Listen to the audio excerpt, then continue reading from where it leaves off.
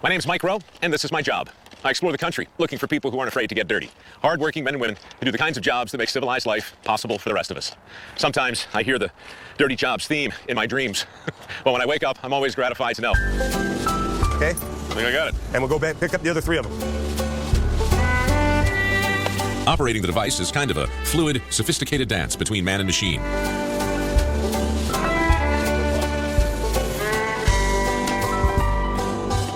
I mean, that probably weighs a bunch. Yeah, this... Shots often have to be prepped and rehearsed with time-consuming, almost mind-altering tedium. I think that after 200 jobs, we kind of had this routine streamlined. On right next to the yellow line then? Nope. On that side of the train or on the opposite side of the train? The whole life-sucking process messes with your head in ways that aren't very productive. Huge pieces of your life that you can never get back just vanish into thin air. Then, when you're almost finished fooling around, the place shuts down for lunch. They're not going to be back for half an hour, so we can't afford that. No, we don't have that kind of time. People often tell me that dirty jobs reminds them of a time when hard work was something to be celebrated, when craftsmen and tradesmen were seen as role models.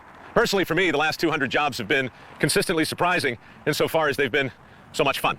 I just want to thank the guys up in Boise for doing what it takes, morning, noon, and night, to help us get from here to there. And I want to thank you for putting up with my shenanigans for these last 200 jobs. I know from time to time it's been